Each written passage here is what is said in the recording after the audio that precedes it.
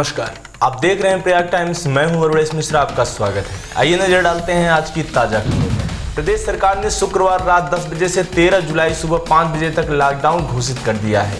इस दौरान सभी दफ्तर, बाजार, व्यावसायिक प्रतिष्ठान बंद रहेंगे। दवा और जरूरी सामान की दुकानें खुली रहेंगी। इफ्को में संदिग्ध परिस्थितियों में ड्यूटी के दौरान सुरक्षा गार्ड ने फांसी लगा ली। जानकारी मिलने पर घटनास्थल पर पहुंचे इफ्को पुलिस चौकी इंचार्ज ने शव को कब्जे में लेकर पोस्टमार्टम के लिए भेज दिया। प्रयागराज जिले में कोरोना संक्रमण ने बृहस्पतिवार को नया रिकॉर्ड बना दिया। एक दिन में 52 संक्रमित चिन्हित किए गए। अब पॉजिटिव मरीजों की संख्या 500 के पार हो गई है।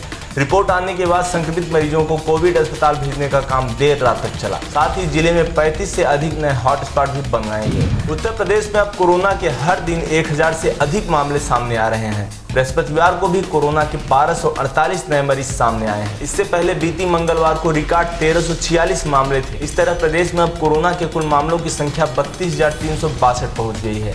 इनमें 21,127 मरीज स्वस्थ होकर घर जा चुके हैं। स्वास्थ्य विभाग के मुताबिक बीते 24 घंटों में 17 मरीजों की मौत होने के साथ मृतकों का आंकड़ा 862 पहुंच गया है। पूर्वी लद्दाख में LAC पर गोगरा और हॉट स्प्रिंग से चीनी सेना बृहस्पतिवार को पूरी तरह पीछे हट गई।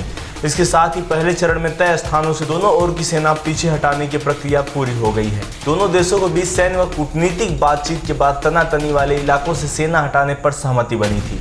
इस बीच विदेश मंत्रालय ने कहा है कि भारत अपनी संप्रभुता और अखंडता से समझौता नहीं करेगा। दुनिया में सबसे ज्यादा आबादी वाला दूसरा देश होने के बाद भी भारत में कोरोना संक्रमण की स्थिति बेहतर है।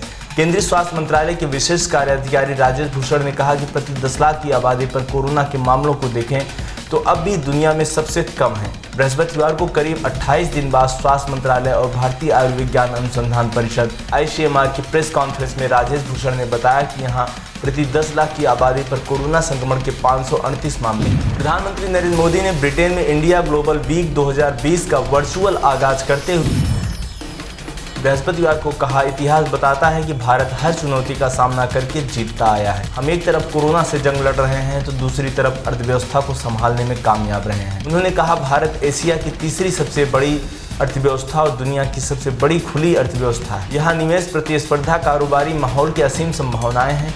भारत की अर्थव्यवस्था में तेजी आने के लक्षण दिखने लगे। प्रयागराज MLN मेडिकल कॉलेज के स्वरूप रानी अस्पताल स्थित ट्रॉमा सेंटर और हड्डी रोग विभाग बंद होने से गंभीर मरीजों की फजीहत हो रही है।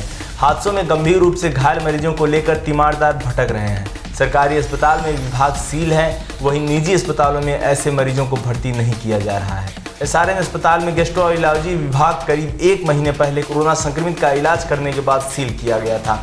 यहाँ कार्यरत सभी डॉक्टर समेत 17 कर्मचारी क्वारंटीन किए गए थे। यह विभाग खुलने में 15 दिन का समय लगा। इसके बाद कार्डियोलॉजी गयानी विभाग भी सील किया गया। इस दौरान सर्जरी काम भी OT सीज होने से बाधित हुआ है। शुक्रवार रात से लागू प्रतिबंधों को जिले में सख्ती से लागू किया जाएगा। मुख्य सचिव के आदेश के क्रम में DM भानुचंद्र गोस्वामी ने देर रात अफसरों के संग बैठक की और इसकी रणनीति बनाई। उनका स्पष्ट कहना है कि इसका उल्लंघन करने वालों के खिलाफ सख्त कार्रवाई की जाएगी। कोरोना का संक्रमण लगातार बढ़ रहा है। बृहस्पतिवार को पॉजिटिव पाए गए लोगों की लंबी सूची रही है। इसके मद्देनजर प्रदेश सरकार ने एक बार फिर और कार्यालय खोलने पर प्रतिबंध लागू कर दिया है। कई अन्य पाबंदियों पर लागू की गई है। हालांकि आवश्यक सेवाएं ग्रामीण क्षेत्रों में उद्योग समेत कई क्षेत्रों को इससे अलग रखा जाएगा। इलाहाबाद विश्वविद्यालय के हॉस्टल खाली किए जाने के नोटिस से भड़के छात्रों ने बृहस्पतिवार को कुलपति कार्यालय का घेराव किया। सैकड़ों की संख्या में पहुंचे छात्रों ने कहा कि अचानक हॉस्टल छोड़कर कहां जाएंगे।